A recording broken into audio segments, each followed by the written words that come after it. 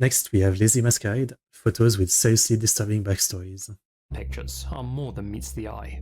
On va le They passer tell info. stories of horror, mystery, and misfortune. End pour sponsor. Thank you, Mr. Sponsor.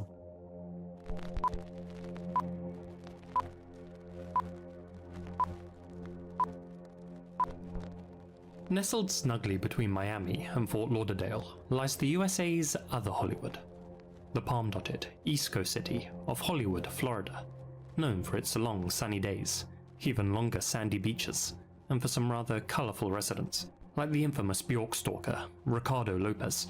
Ah, Indeed, I know that one. although it might seem like paradise, Hollywood's crime rate is significantly higher than the national average. And so perhaps it's no surprise that the city was also the backdrop for another of America's Adam most depraved Walsh. incidents. At 12:30 p.m. on July 27th, 1981, 6-year-old Adam Walsh and his mother, Reve, entered the Hollywood Mall, now known as the Hollywood Hills Plaza, and made their way to Sears. While Reve spoke with a member of staff about a lamp on sale, Adam hung back in the toy department, and specifically at the store's Atari 2600 kiosk, where several other boys were taking turns playing video games. After Reve finished her errand, she returned to the Atari kiosk, but Adam and the other youngsters were nowhere to be seen. Reve found an employee and had Adam paged over the PA system, though it soon became clear he wasn't in the store anymore. She ran from shop to shop looking for him, when All by the kids? chance she ran into her mother-in-law, Jean Walsh, who immediately joined the frantic search. Police station just across the street arrived to investigate. Reve insisted that she had only left Adam at the kiosk for 10 minutes at most, though a store employee claimed it had been closer to an hour. With no way of knowing how far he may have gone in that time, authorities launched a massive manhunt. Helicopters, canal boats, 50 officers, and 100 volunteers scoured the area, but there was no sign of Adam anywhere. Well, According to the store manager, while Reve was inquiring about the lamp, a scuffle had broken out at the Atari console. Several boys were seen arguing over whose turn it was to play, and the store's young and inexperienced security guard stepped in to break it up. Assuming Adam was part of their group, he ushered all of them out through the west exit and into the parking lot. I see. 6-year-old Adam, who was too shy to speak up, did as he was told. Outside, the other boys quickly scattered, leaving Adam by himself. Later, I see. multiple witnesses came forward, claiming they saw a tall, white male in his 40s leading Adam towards a vehicle. Frustratingly, no one caught the license plate. Adam's parents, John and Reve Walsh, were left feeling helpless. At the time, the FBI's national database could track stolen cars and even stolen horses, but not stolen kids. In fact, there was no centralized system for law enforcement agencies to share information on abductions at all.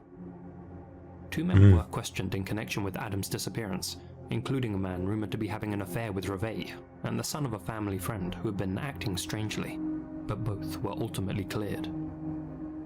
For 2 agonizing weeks, Adam's whereabouts remained a mystery. Then, on August 10th, that mystery took a horrifying turn. A severed head was discovered in a drainage canal near the Florida Turnpike in Vero Beach, about 125 miles from Hollywood. Despite this grim discovery, John and Reve Walsh appeared on national television the next morning, still clinging to hope that Adam was alive.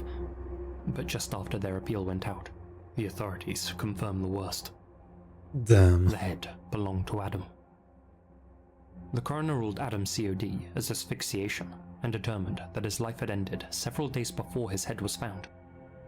The rest of his body was never recovered. It wouldn't be until 2 years later that a suspect finally emerged. Otis Toole, a convicted serial killer and drifter, already serving time on unrelated charges. While behind bars, Otis had confessed to multiple murders, and now he was claiming responsibility for Adam's. Okay. Speaking with investigators, Otis described what happened that fateful afternoon. He said that he had spotted Adam standing alone outside Sears and lured him into his white 1971 Cadillac Sedan DeVille with promises of toys and candy.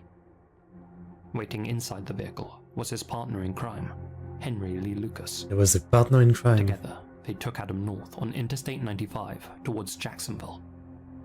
Otis's bizarre plan, he later claimed, was to make Adam his adopted son. Initially compliant, Adam began to panic during the drive, and, unable to calm him down, the boy's captors drove him to a remote service road in northwest St. Lucie County, where Otis strangled him with a seatbelt, and Henry sliced off his head with a machete. Otis later buried Adam's torso and disposed of his head separately after keeping it in the back of his car for several days. It seemed like law enforcement had their man. Otis not only fit the physical description of the perpetrator, but he was also known to have been in the area on the day that Adam vanished. But there was a problem. His story was riddled with inconsistencies. And for one, his supposed accomplice, Henry Lee Lucas, was already in prison on the day Adam was taken. Okay. On top of that, the coroner believed that Adam hadn't been butchered the day he vanished, but may have been kept alive for as long as 11 days. When confronted with these contradictions, Otis changed his story. He now claimed that he had acted alone, and that after keeping Adam at his home in Jacksonville for a while, he took the boy's life, burned his body, and ate parts of it. But when he was asked to pick out Adam's photo from a lineup, he failed, explaining that he had been too drunk at the time to remember the boy's face. Otis clearly wasn't telling the whole story. Many questioned whether he was telling the truth at all. Both he and his longtime accomplice, Henry, were notorious for making false confessions, only to later retract them. And beyond that, Adam's murder didn't even match their usual MO.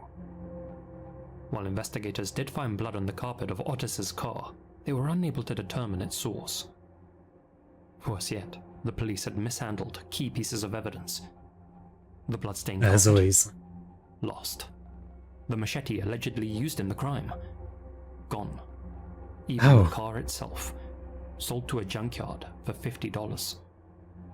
With no physical evidence to back up Otis's confession, authorities deemed his admission unreliable, and he was never formally charged. In 1996, Otis Toole died of cirrhosis at the age of 49, while serving 5 life sentences for other slayings. Over the years, he confessed multiple times to taking Adam Walsh's life. Then again, he also claimed responsibility for nearly every unsolved homicide in the US since the mid-1970s. I see. But on his deathbed, Otis made one final, private confession to his niece, insisting that he was responsible for ending Adam's life, and that he got away with it thanks to police incompetence. For years, Adam's case remained officially unsolved. Determined to uncover the truth, his parents hired retired Miami detective Joe Matthews to conduct an independent investigation.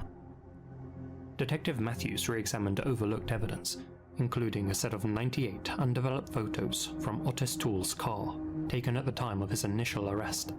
Oh. One image in particular stood out, an interior shot of the Cadillac's rear carpet, where luminol, a chemical used to detect traces of blood, had revealed a chilling pattern. So, let me ask you, can you see anything in this macabre Rorschach test? Because Detective Matthews could. According to him, this is the imprint of Adam's face, left behind on the carpet after his head was tossed onto the car's rear footwell. You can actually see his image, Matthews wrote in his book, Bringing Adam Home. It's as clear as the Shroud of Turin. Now, could this be a case of pareidolia? The psychological phenomenon where the brain sees familiar patterns, like faces, where they don't actually exist? Maybe. But one thing is certain. There was a significant amount of blood on Otis Toole's floorboard. Unfortunately, but we know he killed a lot of technology people at the time wasn't advanced enough to determine whether the blood belonged to Adam or one of his other victims, and by the time DNA analysis had progressed enough to test it, the carpet, along with the rest of the car, had vanished. In 2008, with new police chief Chad Wagner at the helm, authorities conducted a thorough review of Adam's case. Then, on December 16th, the chief officially announced that Otis Toole was responsible for Adam's slaying. He cited overwhelming circumstantial evidence and the findings of the Matthews investigation as the basis for his conclusion. It's too open. But not everyone was convinced. Given Otis Toole's history of false confessions and the loss of so much critical evidence, many questioned the chief's verdict. It sounds like they just want to knock it off, right? Yeah, it was actually this guy, you're right. Yeah, it seems like one of those where you can never know for sure. I mean, it's too open. some believe the true culprit was never caught. A few even suspect Jeffrey Dahmer, who was in the area at the time. Whatever the truth, the Walsh family were finally permitted to reclaim Adam's head, which had been kept in the morgue as evidence for the past 27 years, and were finally able to give him a proper burial. His parents, John and Reve, turned their grief into action, helping found the National Center for Missing and Exploited Children. His father even became the host of America's Most Wanted, aiding in the capture of over 1,100 fugitives and reuniting missing children with their families. Adam Walsh's story not only reshaped the way that missing children cases are handled, but also ignited a movement that saved countless lives. And though questions still linger about the true identity of his killer, his legacy at least still lives on. I mean, that place seems fucked. You're telling me there was this Otis guy and then also Dahmer, right? I mean, I know the 80s and 70s had like a kind of insane amount of serial killers in the US, but you're telling me like they were even in the same location like this, you know, at the same time? Kind of insane. All I can say is rest in peace to the kid. Yeah, it's one of those things. Just, you know, I imagine the parents, I imagine the security guard, right? Like these people will be haunted for the rest of their life. What if I had taken my kid with me? What if I didn't put this kid aside? It's, you can't blame them obviously, but man, I can only imagine them blaming themselves. It's really sad.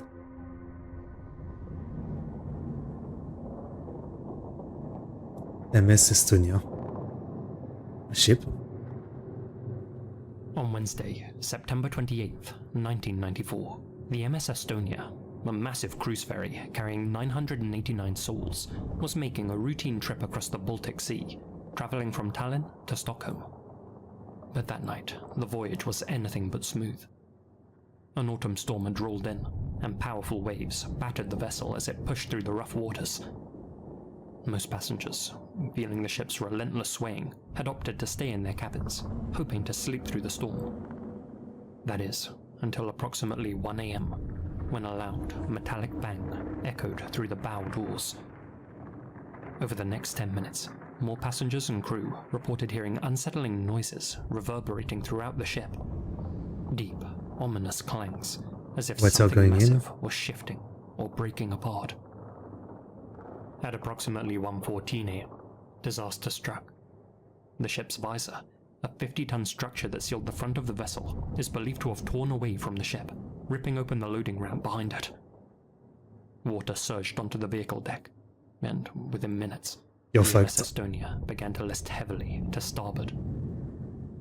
At 1:20 a.m, the ship's public address system crackled to life.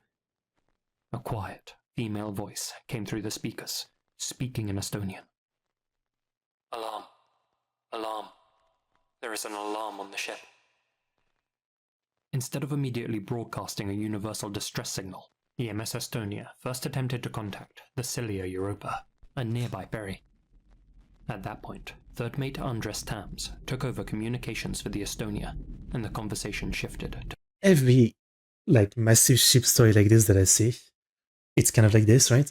Like rather than right away do the right step to save people's life, they do something else. You know, the Seoul disaster in Korea, the Concordia one.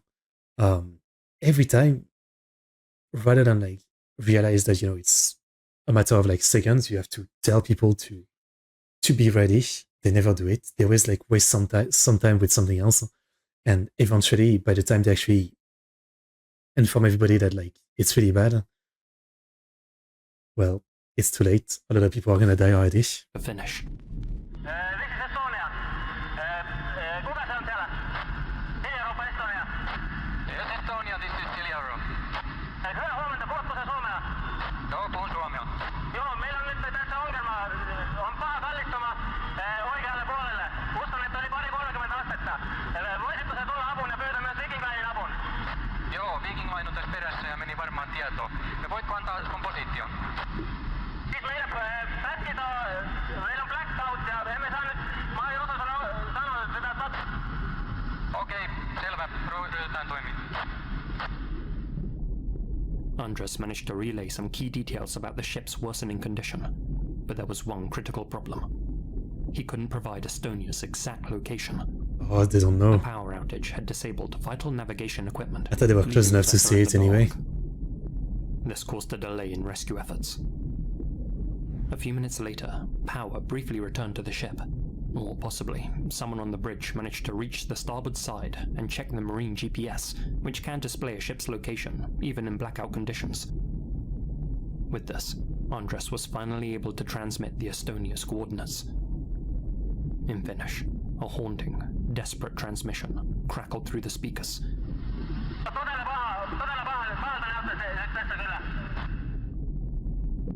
Andres Tams would not survive the sinking. Initially tilting at 15 degrees, the Estonia Celeste rapidly worsened, reaching 60 degrees by 1:30. Passengers screamed, ran from their cabins, and scrambled for any way to escape.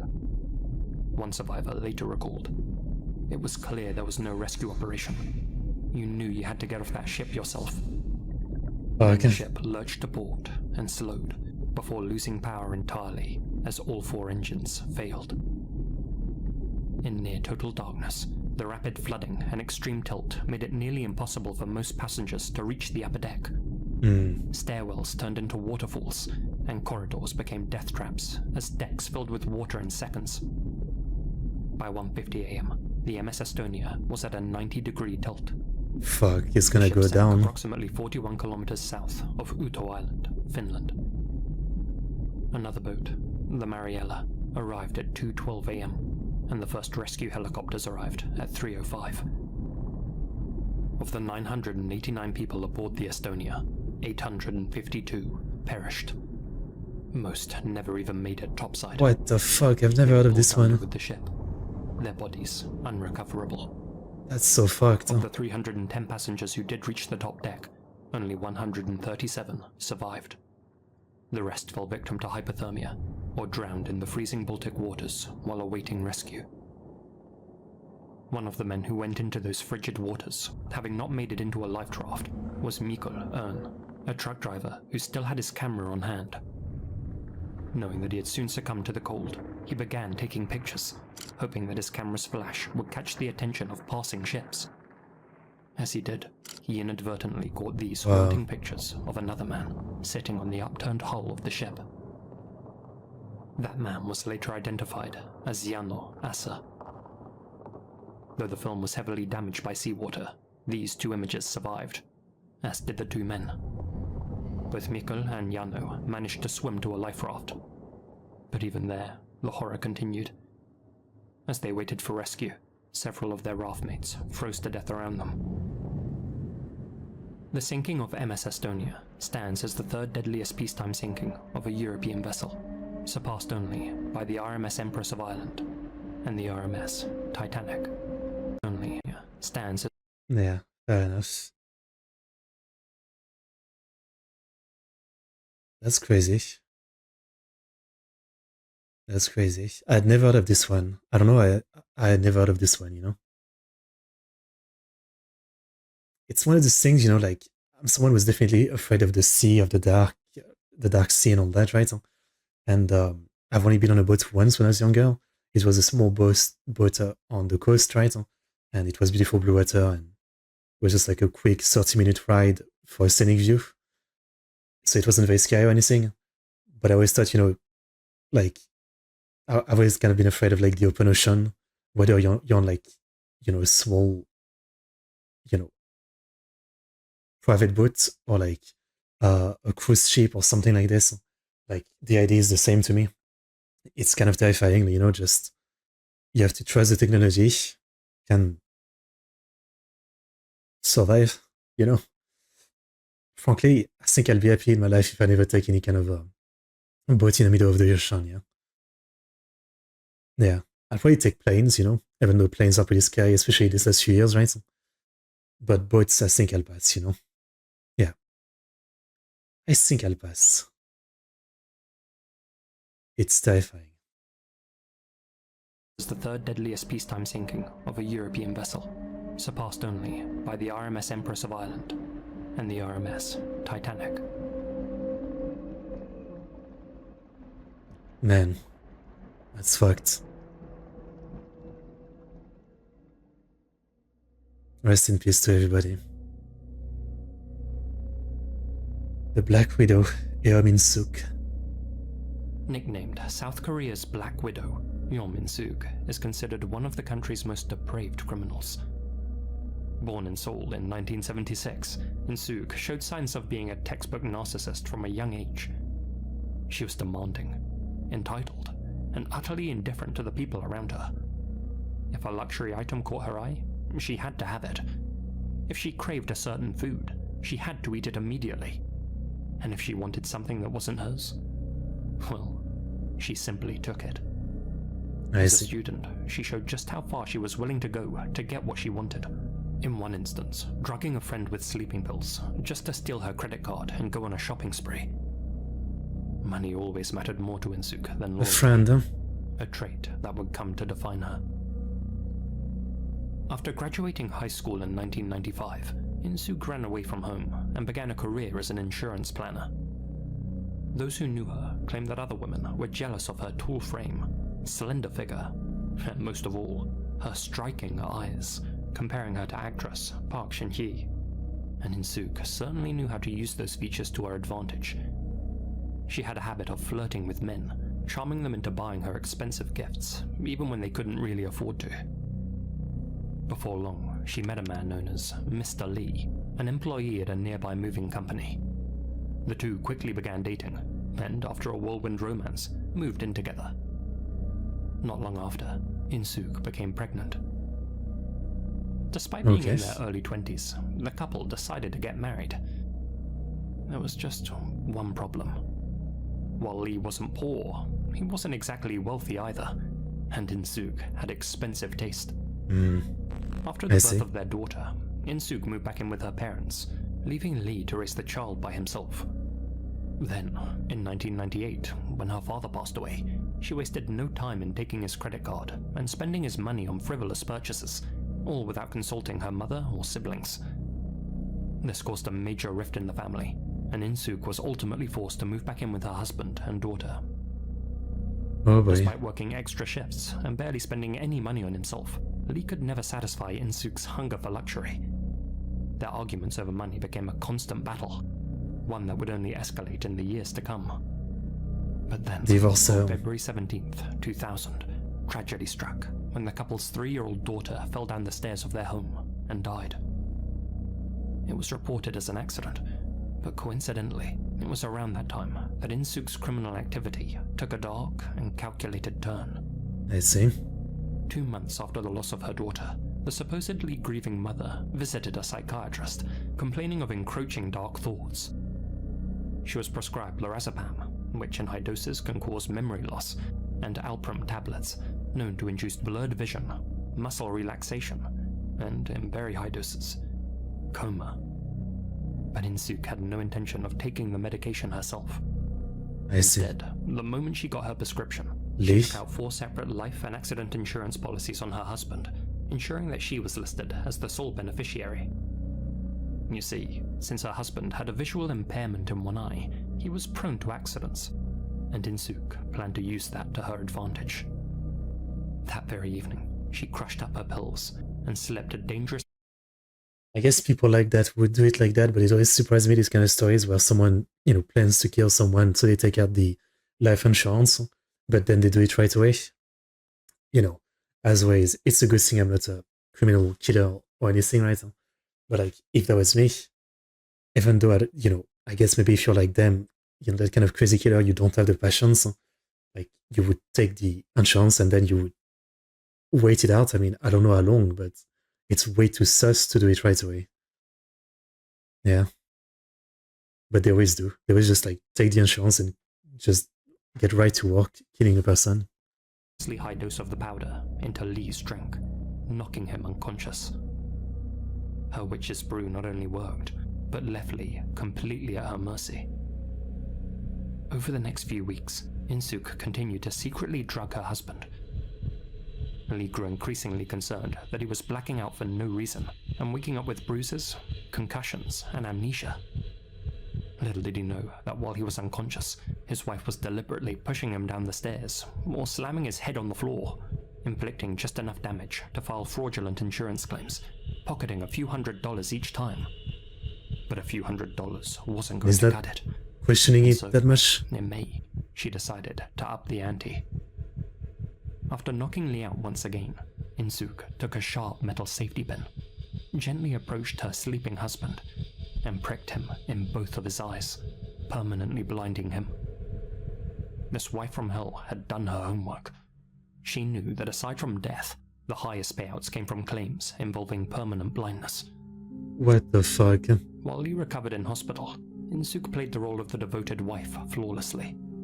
Medical staff marveled at her dedication, thinking her to be... So you tell me the husband is not like, why did I lose my eyesight while sleeping? And, you know, the medical staff who treated him are like, that's a weird ass hole in your eyes. Like, no one is... I mean, obviously, like, this is the way the story is portrayed here. I'm guessing the husband was an abused husband kind of type, right? Like, he probably knows what's going on, but he's too scared to say anything or do anything, you know. Most often it's the role is reversed, right? The woman is in that position, but I'm guessing this is what it is.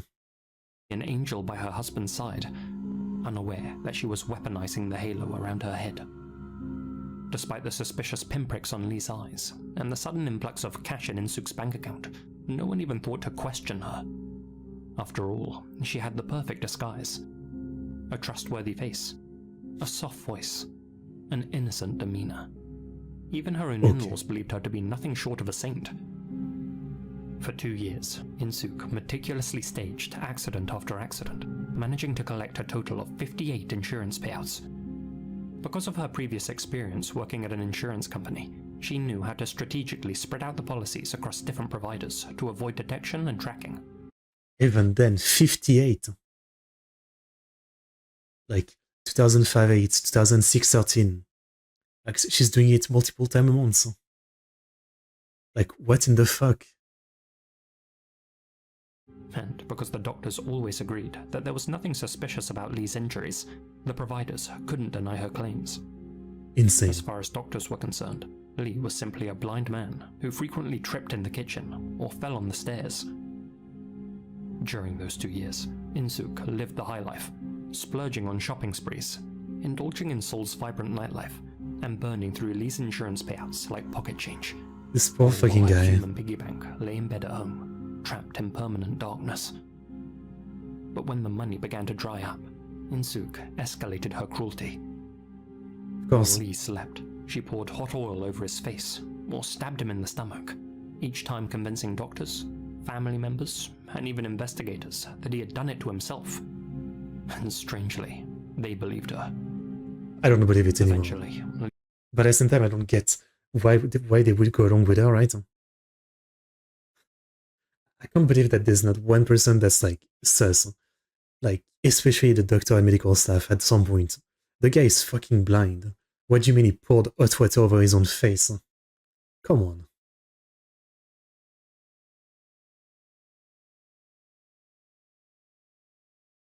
And I understand that some people are like very charming and charismatic, right? The type of people who can start religion, cult, the kind of people who, you know, you just believe, but there has to be a limit.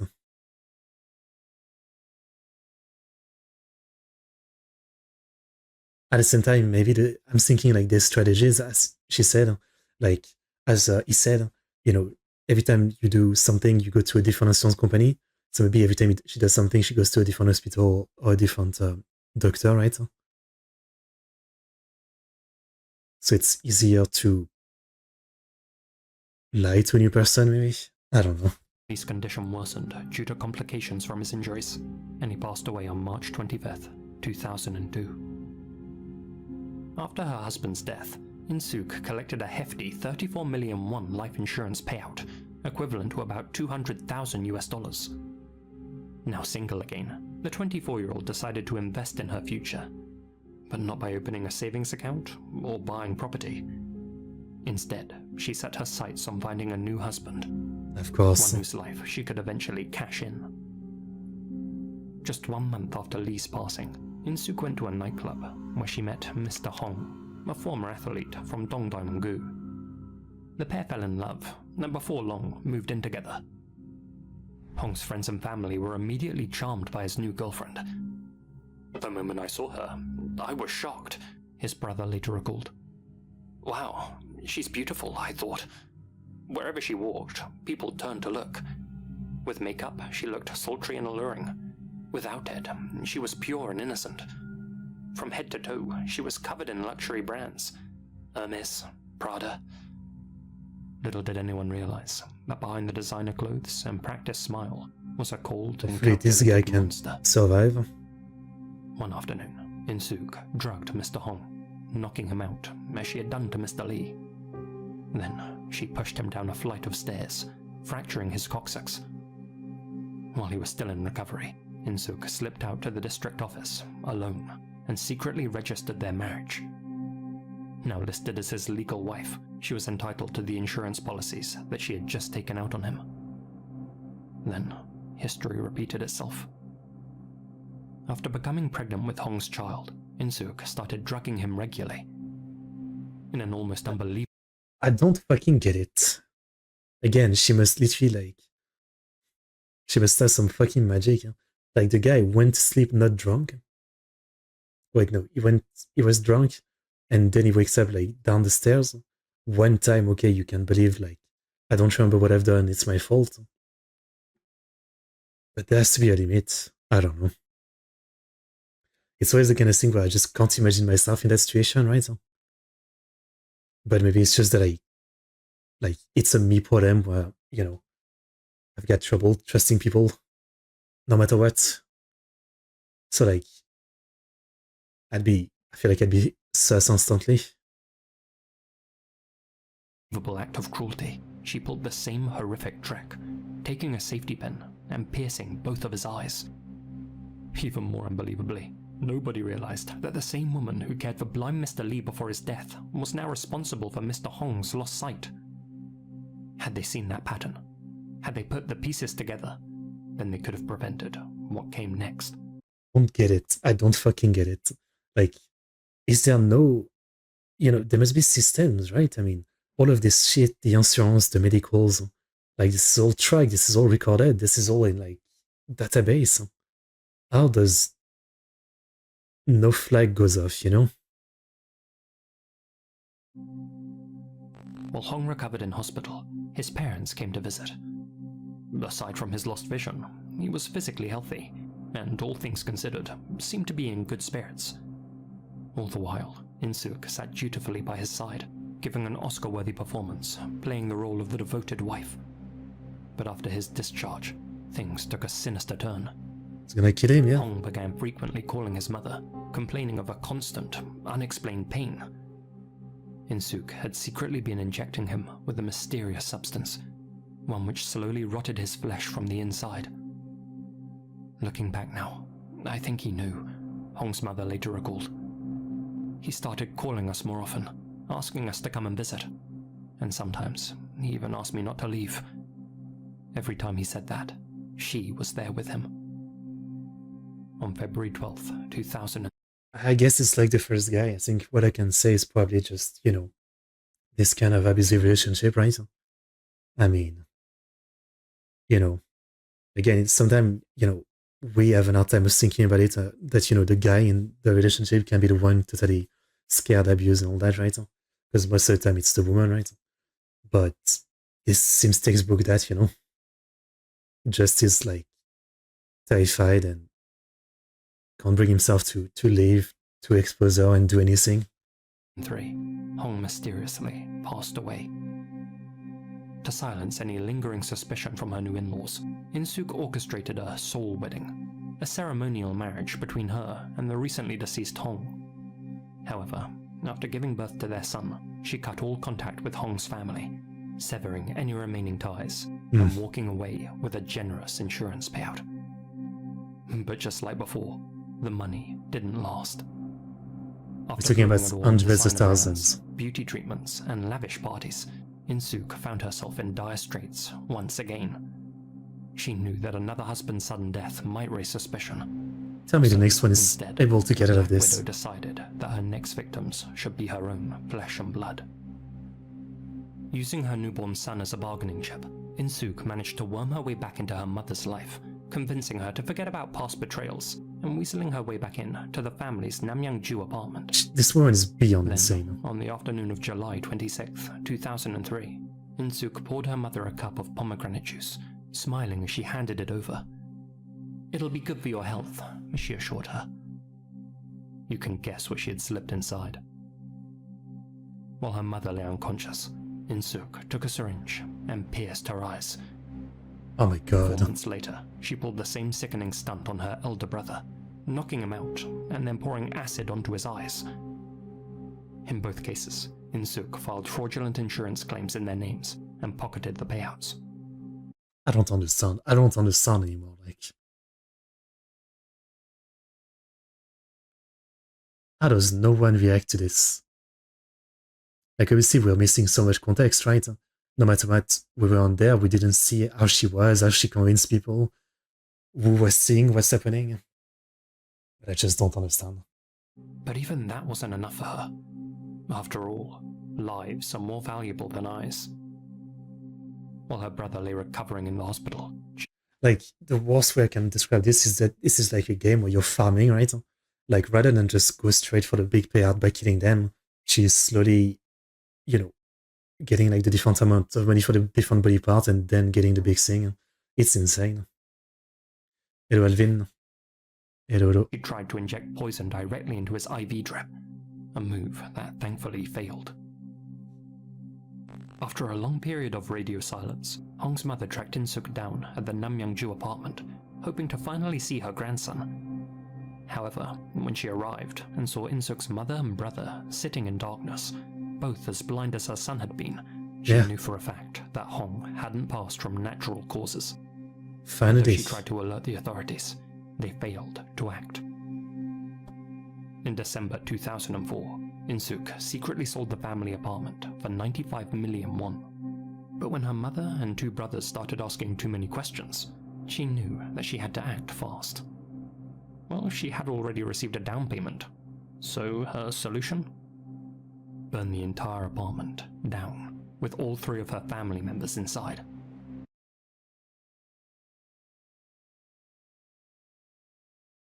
I don't know what to say. Like, how do you become like this? My first thought is like, what happened in her childhood, right? I mean, we might not have the whole story. I often like to think that it's something from when someone is a child.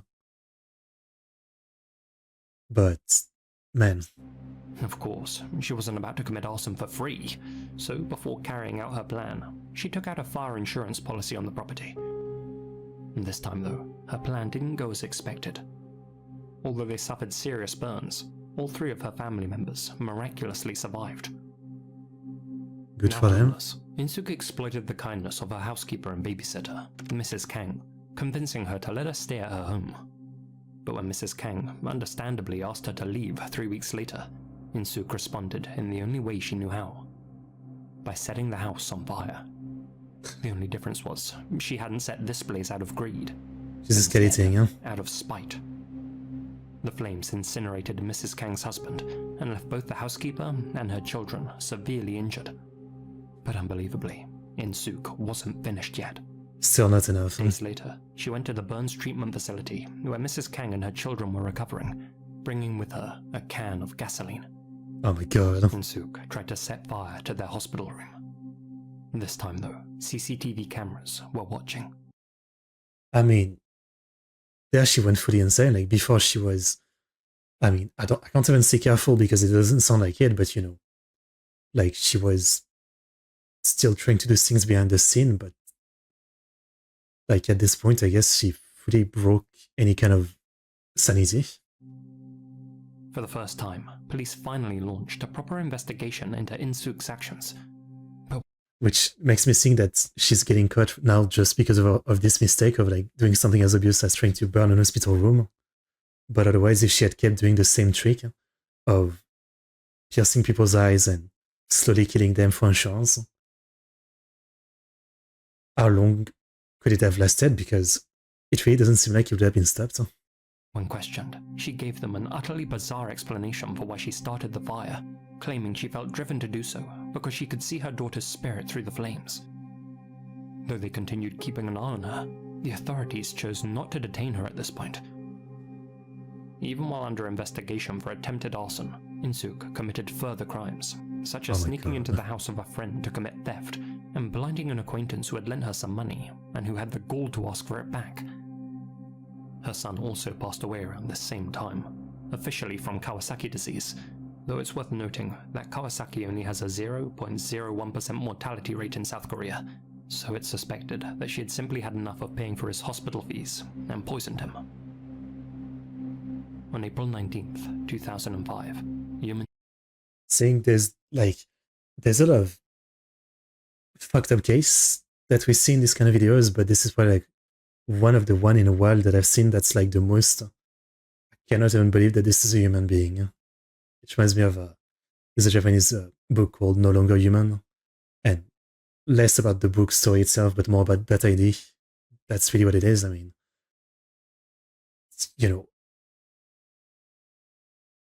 insane. Just insane. In-suk was finally arrested. Her long list of charges included slaying 3 people and blinding or burning 7 others. She was never formally charged in connection with the passing of her own children. At the time of her arrest, officers found her in the company of yet another man, one she was actively trying to lure into her web. Of course. During her interrogation, In-suk put on a theatrical display, dramatically pretending to faint in an attempt to garner sympathy. When that didn't work, she went a step further and wet herself. It was during that very round of questioning that officers snapped this infamous image of In-suk. For years, it was the only photo of her made available to the public. Following the Miryang Middle School incident, South Korean authorities had implemented strict laws to protect the identities of even the most heinous of criminals. As a result, news outlets were banned from publishing any uncensored images of her face. It wasn't until 2024, nearly 2 decades after her arrest, that an unedited version of this photo was finally made public, alongside other previously blurred images of Yeom In-suk. As if the South Korean police didn't have a bad enough reputation before all this, the detectives working In-suk's case couldn't help but focus on her looks during interviews, with one of her interrogators saying, "She has the kind of looks that any man would fall in love with at least once," and another chiming in, "I used to see a lot of celebrities, but this is the first time I've seen such a beautiful woman." I mean, true. And at the same time, again, I think it's part of the story, right? She was so good looking that, and not just good looking. Obviously, we can't see it in picture, but they talks about charisma too. That was clearly part of her weapon, right? It is literally I think part of the definition of Black Widow, right? It's just, she would charm people with everything, not just the looks, and, slowly wrap them up in the web and eventually eat them alive, basically. That's the point. So, again, maybe not great for cops to comment on that, but I think it's obviously part of it, right? I don't know if, you would, if she was ugly as hell, if, the story would be very different. It's still the same thing, right? But, yeah. There's it has been proven, there's a big human thing that a lot of us have, where someone good looking, we have a lot of an easier time maybe trusting them or seeing them as less suspicious. It's stupid, but we all have that, you know what I mean? Investigators also praised In-suk's intelligence, saying that anyone who could evade capture for 5 years must be brilliant. Is it, or is it just everybody was incompetent and avoiding what's going on? Though, let's be honest, In-suk may have been skilled in the art of deception, but it wasn't her intelligence that kept her out of prison for so long. It was police incompetence. Before her trial, authorities had In-suk take the PCLR psychopathy test, which is traditionally scored out of 40. In South Korea, a score of 25 or higher is enough to classify someone as a psychopath. In-suk scored a perfect 40. Some experts speculated that she may fit the dark triad personality type, a rare combination of subclinical psychopathy, narcissism, and Machiavellianism. In court, In-suk tried every trick in the book. First, she pleaded insanity, attempting to use her diagnosis to her advantage, but ultimately she was deemed fully competent to stand trial. When that failed, she switched tactics, claiming both of her husbands had beat her and that she killed them in self-defense. Of course. That strategy didn't work either. Then she weaved an intricate story about how she needed the money because she was actually hooked on some expensive substances, and so she shouldn't be held fully responsible for her actions. But isn't that like even worse, because in Korea they're like absolutely batshit extreme about drugs, so like you're digging your hole even deeper. World's smallest violin echoed through the courtroom. Finally, in late 2005, a then 29-year-old Yumin Suk was found guilty and sentenced to life in prison. She chose not to apologize to her victims or their families. Can we punctualize just for fun? Today, Min-suk is serving her sentence in the Cheongju Women's Prison, where, according to reports, she complains about the unbranded clothes and cheap toiletries she's provided, and often gets into fights with other inmates. Poetically, she's said to have lost an eye while doing so. I hope so. Call me fucked up, but I hope so. I think the worst thing about this is that, again, if she didn't go full psycho mode trying to burn places to the ground and just kept her bullshit, she probably would have killed even more people, right? And that's the scariest thing about it, that in the insurance side, the medical side, there was no alarm being sounded, you know? Like, even if we disregard, you know, people not being suspicious, you know, database and system should have been suspicious, you know? And yet here we are. Absolutely insane story. I mean, you know, just on a whole different level of like, this is like, I can't even understand this person as a human being, you know what I mean? It's just unbelievable. All right, well, that was something. That was something crazy.